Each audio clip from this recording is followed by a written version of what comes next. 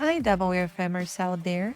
I'm your host, Irina Mateva, and this is WFM Unfiltered, a podcast by Right WFM, the place where we share the truth about workforce management. So get comfortable and listen closely. Hi, guys. Hi, I'm so excited. Oh my God. Welcome to WFM Unfiltered, by the way. But I just kicked off a conversation with somebody who is such a charming person and just a great professional that I'm already rambling. And we're going to Maryland, by the way. And I'm sorry, but I cannot wait to introduce you to Eric. Eric, please, let's introduce you to the audience because we need to start talking now. Hi, everyone. Eric Bainbridge out in Maryland. Been in workforce management now for about 20 years. Just most recently at CareFirst Blue Cross Blue Shield as the director of workforce management there. Super huge fan of all the workforce management studies, all the data. I'm a data nerd. I lived to end up pulling in information and how to end up making it utilized by us so that we can use data-driven type of decisions and do the things that we need to do to move our business forward. That's not all. Just don't be so shy. Can you please mention what you mentioned to me before we started the recording? Like, what's the background before the workforce management? Oh, you said that. Okay. So before workforce management, I was military police for about eight, 8 years and change with the United States Air Force, security forces, as it's known today, or security police back when I was in, because I'm old now. After that, I ended up going to MBNA America, which later was bought out by Bank of America.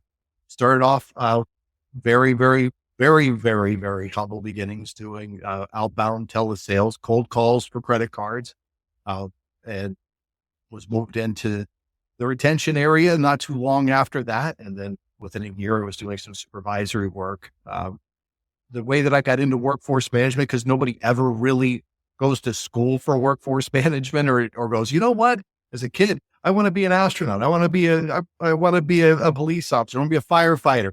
Nobody goes, I want to do workforce management because that sounds really awesome. So most people just kind of stumble into it. And the way that I stumbled into it was at MBNA. I was running a fraud services team of about 17 personnel. And I was trying to figure out how I could help the team get better with the KPIs that we had. So I started bringing in the KPIs that were at the corporate level, figuring them out on Excel, and then started figuring out how I could put my team up against those goals, and how they would rate amongst each other in the team. So each morning I would pass out, and yes, we were in the office. This is all way, way, way pre-COVID. You could see that, Grace coming in here. So it's way pre-COVID. But people started to notice that, hey, I'm number one, and everybody would hear who number one and probably all the way to like number 5 was. Nobody would ever hear from number 17 was. So number 17 would kind of come into my office there in the cubby at the end of the aisle and say, hey, Eric, how can we get better? And so that started to move us forward. And once you show people, I'm a firm believer, most people want to succeed. And if you give them the tools to do it, they'll succeed. They'll shock you. They'll do anything and everything possible to do a good job. We ended up performing a 15-month streak of top performing fraud team in the company.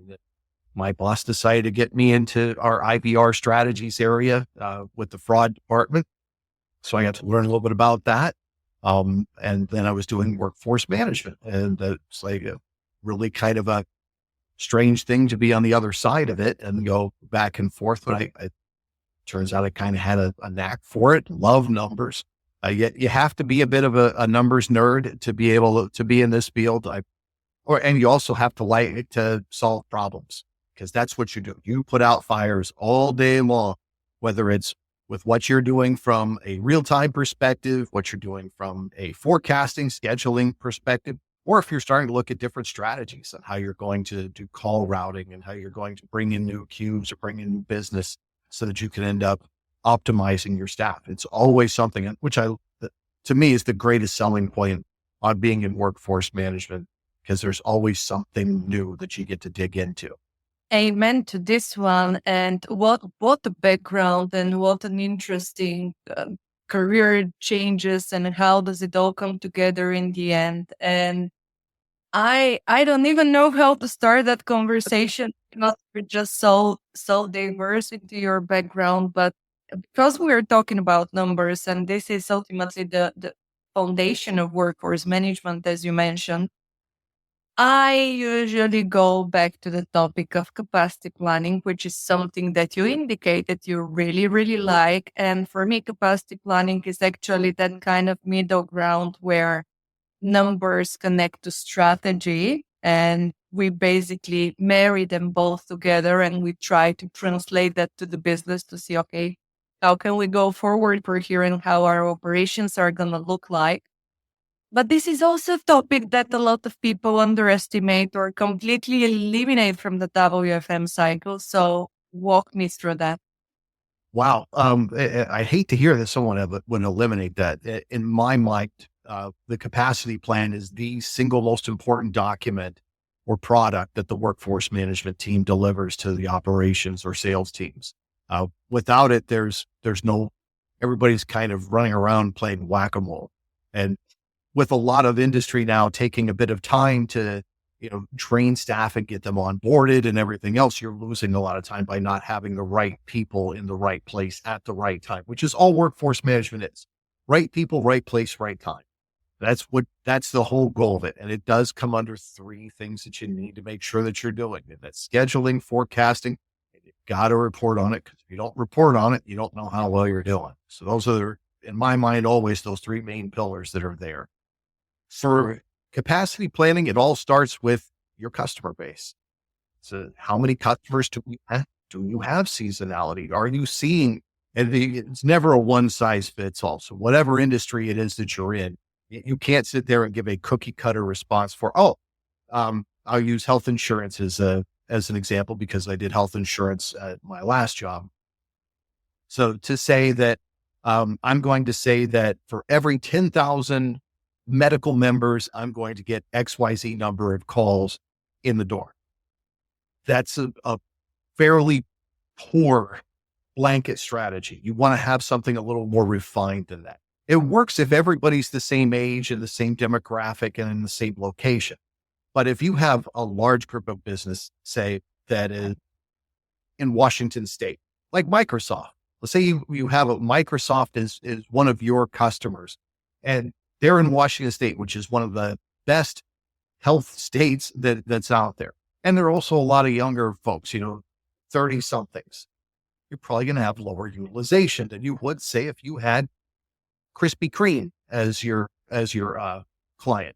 Krispy Kreme, probably not with the same focus on health. So there's going to be a higher utilization. So you have to make sure that you're looking at these things in a different lens. The blanket statement of, this many per 1,000, 10,000, 50,000 members, whatever it is that you're looking at, doesn't always fit and shouldn't be utilized. In banking, you have the same type of thing. What is your product that you're looking at?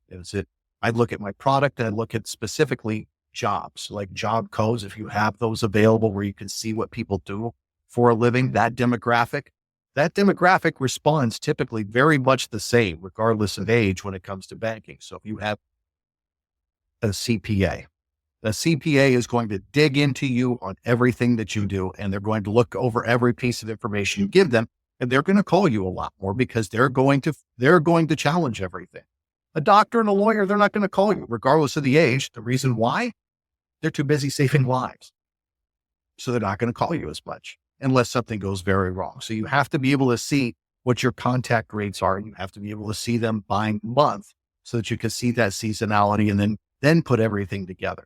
Then you start deciding at that point, what are your demographics inside the organization? Are you able to put specific skills together and have this group of people handle this group of business? Can they handle all groups of business and everything get funneled in? Extremely unlikely, but if they can, then your economies to scale become greater. You could end up having fewer number of people answering those calls. The more finite you get, the larger your staff needs to become in order to handle those niche type of clients or customers that you have.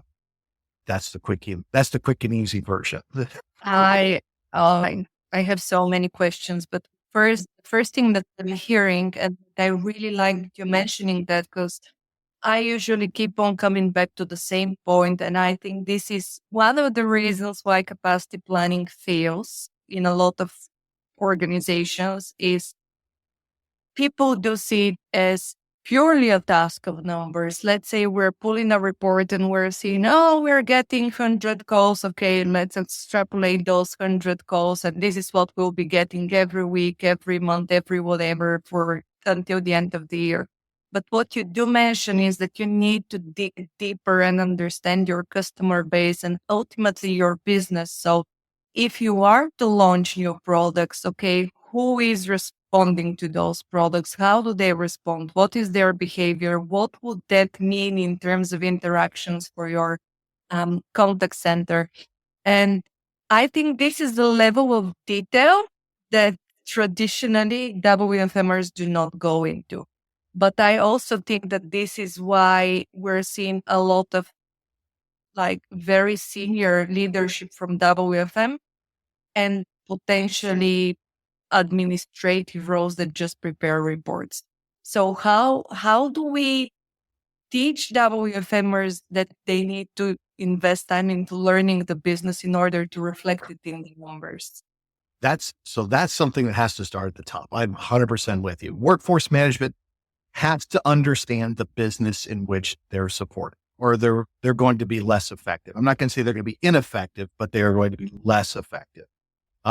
You have to know what happens in your industry overall, politically, what is going on. I'm not saying take political stances and bring them into work, but you need to understand Yeah. how a political decision impacts your line of business and ultimately your internal clients that you have. A prime example, again, and I'll go back to the health insurance industry. A prime example was the Affordable Care Act. The passing of the Affordable Care Act, we knew was going to drive a lot of phone calls because there was a lot of misinformation being thrown around. And it was also a very new product. So people were going to be very curious about what it was, what it was doing. So whether you liked it or didn't, this is what was coming into the business. So you had to know, okay, do I now want to look at segmenting off that population and having my senior people handle those calls? So that's when you start having that dialogue with the business too, which you absolutely have to have. You should be having it monthly at the very least. And if you're in some type of peak season, you should be in touch at least twice a week during peak season. That's my own personal go-to. I love my thing is I've always loved having a morning stand-up right before the business opens up or your peak opens 24/7. Let's talk about how we did yesterday. How were we in relation to forecast? And if you missed, why did we miss? Did we miss in forecast? Did we miss in our KPIs? What went wrong, or did everything just go swimmingly? Which if it did, then you're probably going to work yourself out of a job real quick. But it's more than likely in peak season, you're going to have those anomalies that crop up that you weren't thinking of, and it's okay. It's okay to have something come up and throw your plan a little bit. It's okay. You're not Nostradamus. You're just looking at data. So it's okay if something goes wrong. You need to recognize what it was and then correct what you can where you can.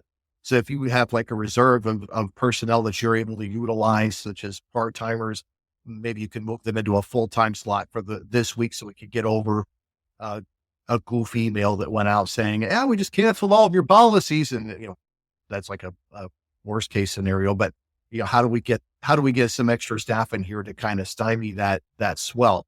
That's okay. You should not be planning for your business to fail. If you're planning for your business to fail, you got a bigger issue running around out there. But I like that you're mentioning that, because the other important thing, and I'm going to connect it to your own introduction, is you mentioned that you're a numbers nerd. Yes. But what I'm hearing is that, okay, numbers are great, but you need to understand what's behind these numbers. So the reasons why your call volume or interaction volume was spiking yesterday, and it's okay if you couldn't predict it or you didn't predict it, but at least the least you can do is understand, okay, we had a tech issue, we had an announced marketing campaign, we had whatever went wrong wherever in the chain. And the thing that I'm often missing in organization, whose responsibility is that? Is it responsibility of the agents, of the team leads to come and say, hey, we're getting much more calls because something is going wrong? Or it's, let's say, the real-time thing, seeing that spike and going and saying, hey guys, is there something going on? What's happening? So in my mind, that real-time analyst, they're the ones that are going to see that big picture first. And they're the ones that have to raise that flag. That's if they're sitting there going, hey, my IDPs or my intraday plan saying that I should have only taken 500 calls in this interval and I took 1,500. I should be raising a flag somewhere along the line going, hey, something went wrong. Does anybody know why we got a sudden swell of calls? Or can we look at some speech analytics and see what's driving this to us? That's the other thing that's out there too now, speech analytics. That's, you can get it. If you can get something behind that, find out why people are contacting you to begin with, whether it's call, email, text, whatever. You need to know why they're calling so you can see what you can do to be proactive to stop those calls from coming in. It's so great that you're mentioning that, because I really like bridging conversations to my own personal experience and what I learned throughout a lot of mistakes. And I keep on saying that when I first got introduced to capacity planning and I was requested to do it, I was strictly focused on the numbers coming out of reports. And I was going in those meetings because we had the usual weekly cycle where we reviewed what happened. Would that reflect in the upcoming weeks, months? Do we need to recruit more people? Whatever. And I had zero idea about the business, like what's behind these calls. So they would end up talking about campaigns and stuff and anything. And I was like, I can't even understand. I can't translate that into these numbers. So I want to bring you back to that strategic part of workforce management, capacity planning. Who is responsible to basically teach WFM about the business? Is it something that we need to potentially be more proactive and go with different groups and understand, or this is something that we would be expecting is organized for us as a training? I would expect the leader of workforce management to do any and everything in their ability to get that staff and that workforce management staff to have some training, or I prefer education to training, get them some education so that they can end up understanding what their business is, what drives their business. The question that rarely gets asked and needs to be asked, whether you're in a not-for-profit or for-profit, is how do we make money? And because that's what's going to keep you employed, is how do we make money? Your workforce team should understand how this business operates, what goes into it, so that what you can help decipher what's going to come out of it. If you know a new product is coming in, what does that product do? Is that product going to be a boon, or is it going to, cause damage to your overall model? What is it that it could swing? Some products are great. Some products, people love them right from the jump. Some products, not so much. Some products people immediately get upset with. They don't like the limitations to them, and then they'll call and complain. So you have to understand what's there. And to do that, you have to partner. Workforce is the responsible party. You need to go partner with that operations and sales team or collections team or whatever it is that you're supporting. You need to understand that business. And without that strong partnership, if you're not making partnership and all you're doing is sitting behind your desk all day long, looking at the ASA go up and down and do all this other stuff, that you're not doing what you need to do from a workforce management perspective. You need to understand your business so that if you see that spike and you understand, hey, wait a minute, didn't we make a change last night to X, Y, and Z? And could this be the cause of it? Be informed. You're not going to be informed of everything, but be as informed as you possibly can so that you can understand impacts to the business and you can bring it out there. You can offer solutions when things happen, because the operations team, if you're supporting operations, typically operations is in whack-a-mole. This problem, I got this problem, I got this problem, I got this problem, deal with whatever it is that you put in front of me. And that is their job. Their job is to handle the fire that's in front of them, and their job is to coach and develop their staff. Workforce needs to see the big picture. You can't see the big picture and understand what's going on if you don't know your business. This is so exciting for me. I feel like I can listen to you for hours. And we can go into so many different directions. And I keep on coming back to the numbers element. And for me, one of the massive mistakes is that we focus only on the numbers, but we forget that behind that numbers is indeed customers. So whenever we're focused on targets, for example, service level, abandonment code, this is not a metric as such. This is your business that sits behind it. And often what loses chunk of the business is your service, right? So even if you're not a revenue-based contact center and you're not in sales, but you're a customer service one, I have dropped products just because how shitty the customer service was, because I didn't want to subject myself having to interact or beg for help or anything else. So it's great that you're translating that into the human element of the WFM. It's numbers are great, but again, they represent something. They represent people, represent cost, budget, headcount, whatever. So tell me what the thing that always starts the conversation for me is if you're in an organization that does not believe in capacity planning, and you're often getting the situation where we have a set budget. That's how many people we can hire. That's it. I don't care. You can be understaffed, overstaffed. I don't care. That's how much we can hire. What do we do with that? That's a great question. If you're lucky, you're slightly overstaffed. Because if you're unlucky and you're understaffed, which most everybody ends up being, in order to catch back up, it's going to take you a year to catch back up at best, because you're now when you end up getting that type of pressure, your attrition rate typically spikes too. People are like, nah, I'm done with this. You can't sit there and kick my teeth in on every single phone call and expect me to continue to take that. I'm just a human being and I'm not going to sit here and take this kind of abuse for that long. And it's understandable. When the first, someone gets to a phone call and the first thing is that you hear is you people. That's just buckle up. You're in for a long phone call. Thank you for calling XYZ company. My name is Eric. How can I? You people have had me on hold for XYZ. And he's like, yep, okay, I'm going to get yelled at a lot here.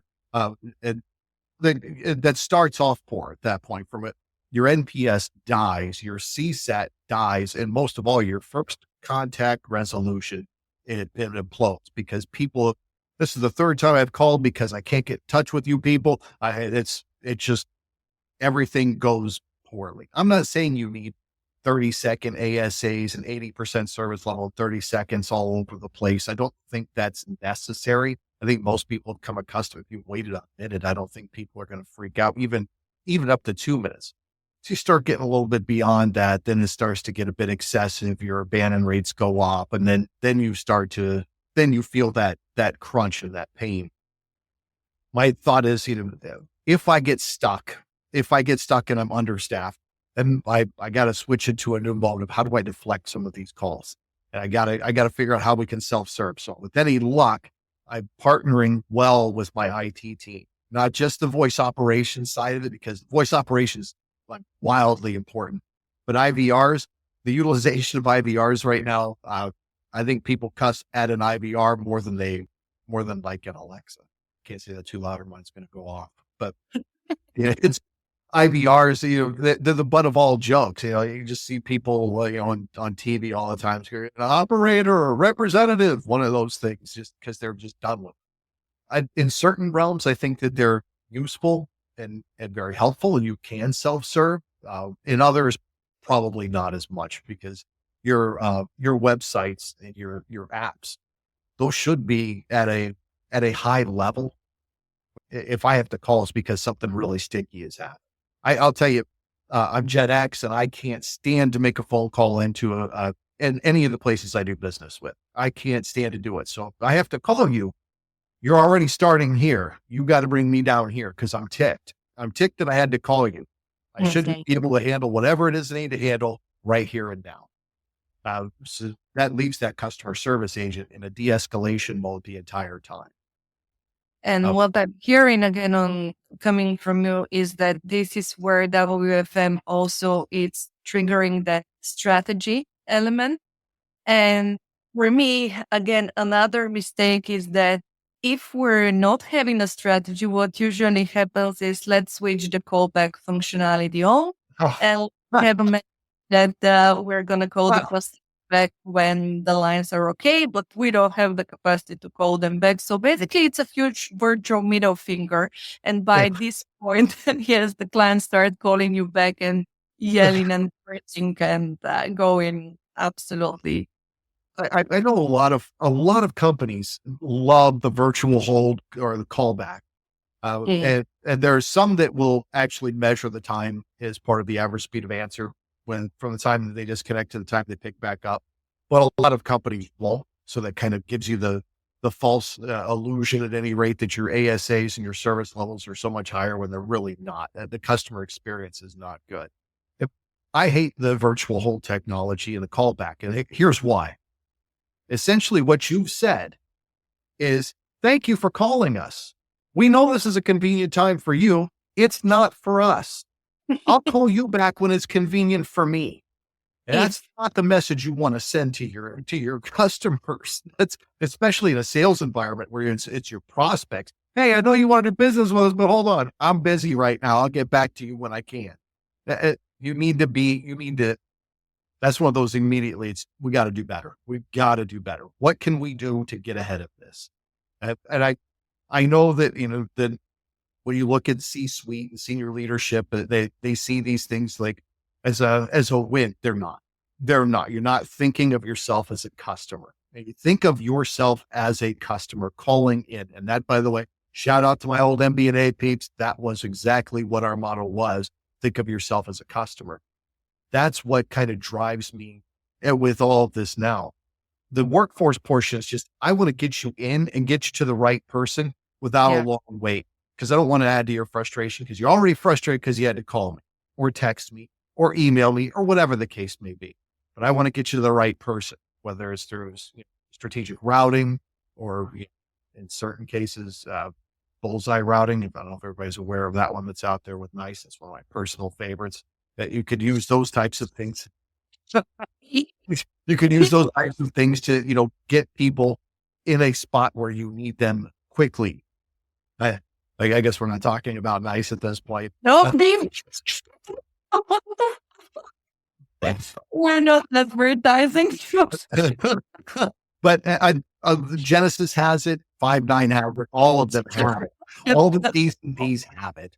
It's what you need. You need it to work as workforce. You need to know what that is so that you can utilize the proper tools to get people there.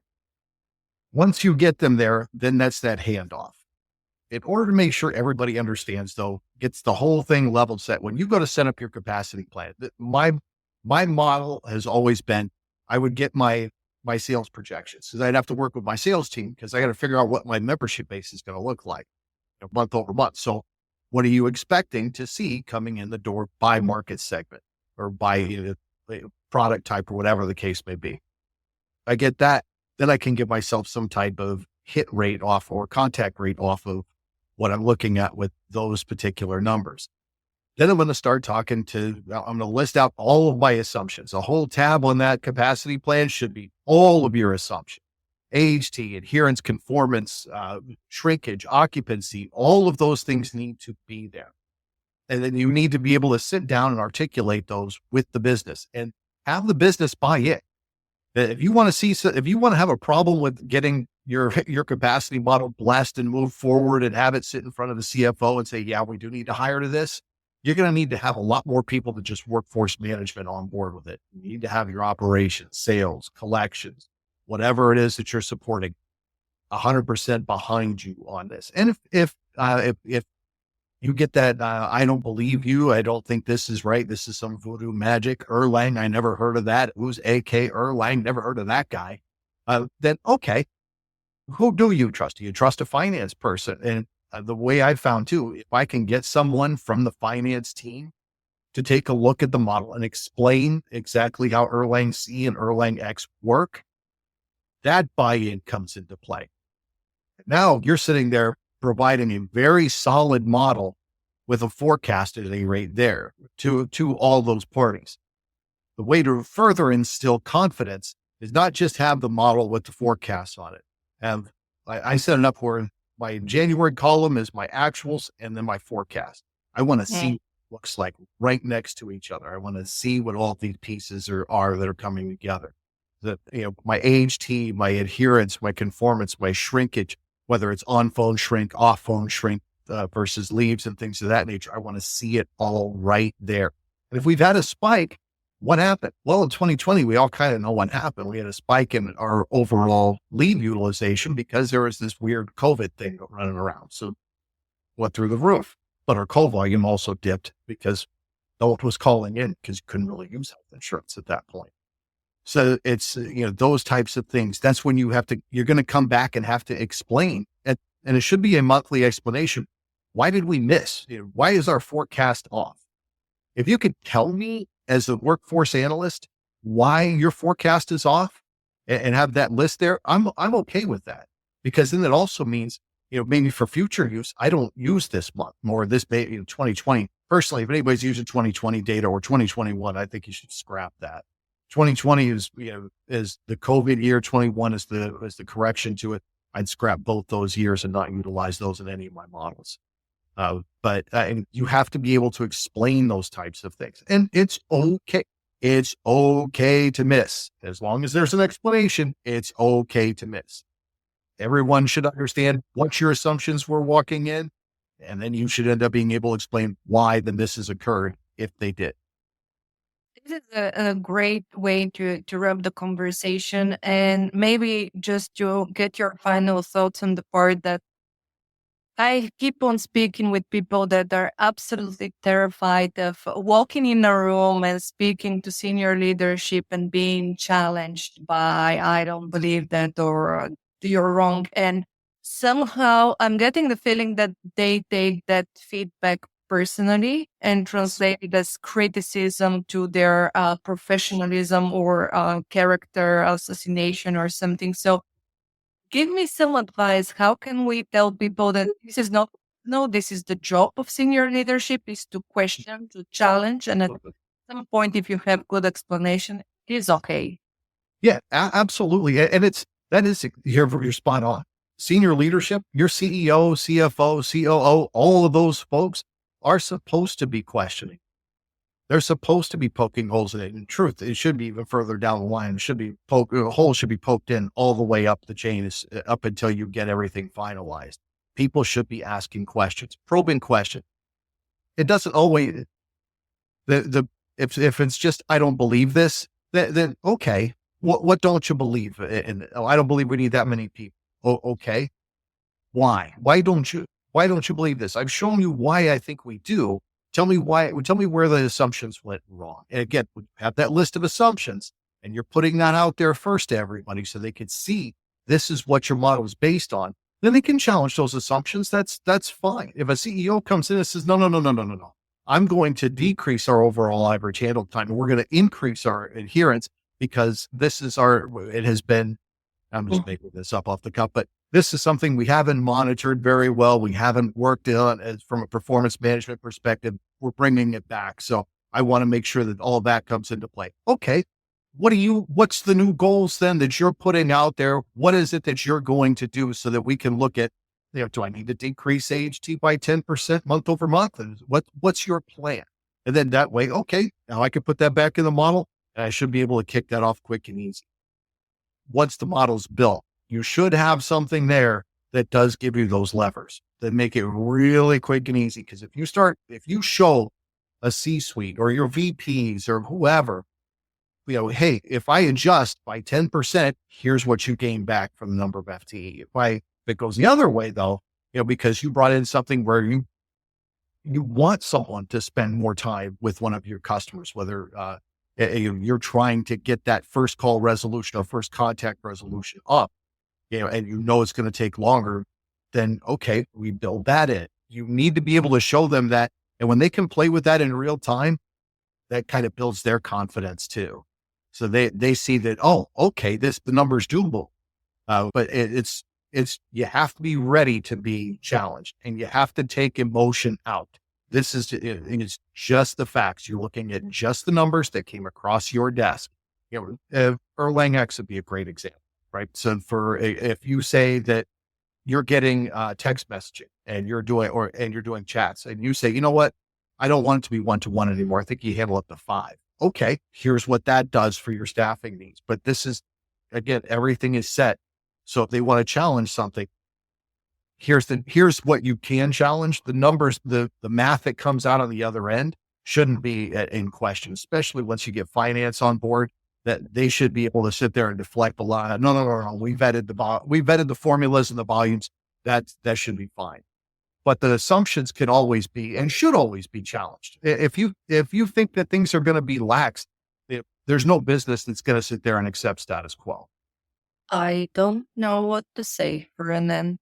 I enjoyed that conversation so much, and thank you for just being so passionate about it and just raising awareness how important that topic is, because a lot of organizations are ignoring it in different parts of the world or in different industries. So thank you so much for this conversation. And we're ending up on the note that Eric is currently available to be snatched for a director's position. So I believe now everyone is falling in love with him and his passion. So how do they find you, Eric? How do they You could find me on LinkedIn. I think I'm the only Eric Bainbridge out there. Or you can email me at ericmbainbridge@gmail.com. Feel free. And hopefully this will be a success story. Thank you so much for joining me today. Thank you. Appreciate the time. Thanks for joining us today. I'm your host, Irina Mateva, founder of Right WFM, where we believe that every business and its people are unique and deserve the right solution to their challenges. If you need support with workforce management, we're just a message away. Get in touch at irina@rightwfm.com or info@rightwfm.com. If you like the content and would like to support the show, please subscribe to WFM Unfiltered on your favorite podcast platform, leave a review, and follow me on LinkedIn.